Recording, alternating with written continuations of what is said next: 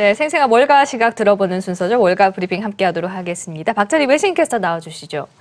네, 박 캐스터, 미국 도널드 트럼프 대통령에 대한 하원 탄핵 조사가 본격화되고 있는 가운데 현재 트럼프 대통령이나 백악관 측근들, 우크라이나 스캔들 내부 고발자에 대한 총공세를 나서고 있습니다. 이런 가운데 미국과 우크라이나 간의 문제에 이어서 러시아로까지 그 조사가 확대될 것이다. 이런 소식도 나오고 있는데 현재 외신들은 이 탄핵 이슈, 향후 증시의 향방에 대해서 미치는 영향에 대해서 좀 어떻게 보도를 하고 있습니까?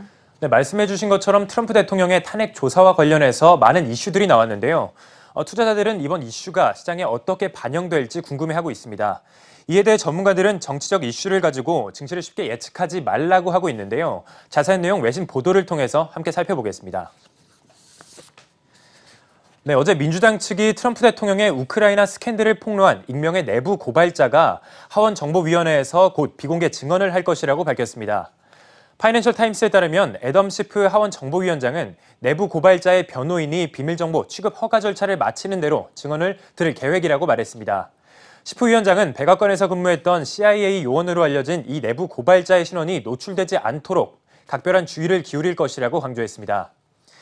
시프 위원장은 NBC 방송에서 민주당은 탄핵 조사 때 우크라이나를 압박했던 트럼프 대통령을 둘러싼 다양한 이슈를 조사할 것이라며 우크라이나 스캔들이 트럼프 대통령의 권한을 이용해서 대선 운동을 돕도록 강요한 것이라고 말했는데요.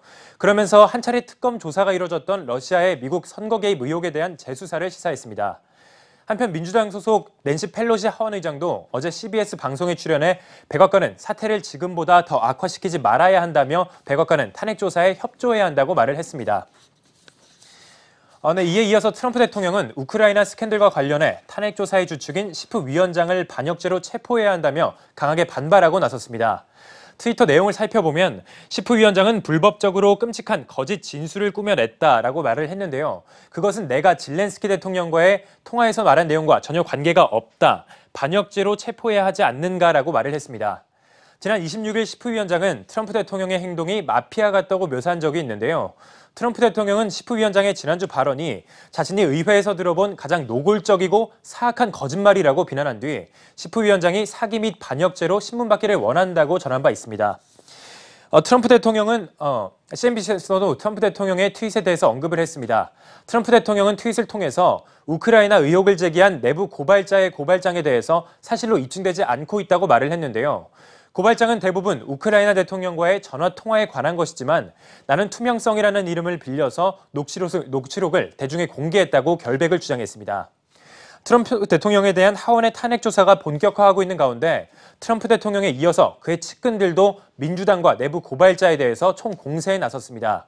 스티븐 밀러 백악관 선임 고문은 폭스 뉴스와의 인터뷰에서 내부 고발자의 고발장은 9쪽짜리 낸시 드루 소설 같다고 비난을 했는데요. 낸시 드루의 소설은 여고생 탐정에 대한 내용을 다룬 소설입니다. 또한 내부 고발자를 정부에 해하려는 파괴자, 스파이 등으로 부르면서 비꼬았는데요. 또한 밀러 고문은 트럼프 대통령이야말로 조 바이든 후보자 측의 부패 의혹을 밝힌 진정한 내부 고발자라며 바이든 측 부패 스캔들을 파헤치는 것이 합당하다고 주장을 했습니다. 한편 트럼프 대통령과 젤렌스키 대통령의 통화 외압 논란이 사그라들지 않는 가운데 불길은 미국과 러시아 정상 간의 통화로까지 번졌습니다. 시프 위원장이 NBC 방송에서 가장 중요한 것은 미국의 국가 안보를 보호하는 것이며 트럼프 대통령이 푸틴 대통령과 나눈 대화가 우리의 안보를 위협하는지를 알아봐야 한다고 조사 확대를 시사했습니다. 로이터 통신에 따르면 러시아 측은 통화 내용의 공개는 상호 동의가 있을 때만 가능하다고 답한 것으로 전해졌습니다. 한편 포춘지는 탄핵 이슈가 증시에 미치는 영향에 대해서 쉽게 결론짓지 말라고 보도했습니다. 리서치 웰스의 벤 칼슨 자산관리사는 정치적 이슈를 증시에 반영하는 것이 불가능하다고 말을 했습니다. 그는 두 가지 역사적 사례를 통해 설명을 했는데요. 먼저 1974년 닉슨 대통령 때 사임 때를 살펴보면 사임 당일 S&P 500 지수가 1% 하락했지만 처음 탄핵 절차가 시작된 시점부터 사임까지는 13% 급락했는데요. 사임이라는 조치가 발생한 것보다 발생하는 그 과정에서의 낙폭이 더 컸음을 알 수 있습니다.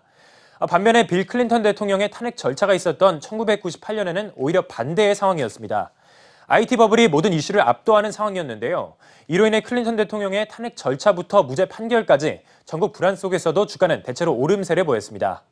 이번 트럼프 대통령의 탄핵 절차가 미치는 영향을 예측하기 어려운 것도 비슷한 맥락으로 볼 수 있겠습니다. 지금까지 월가 브리핑이었습니다.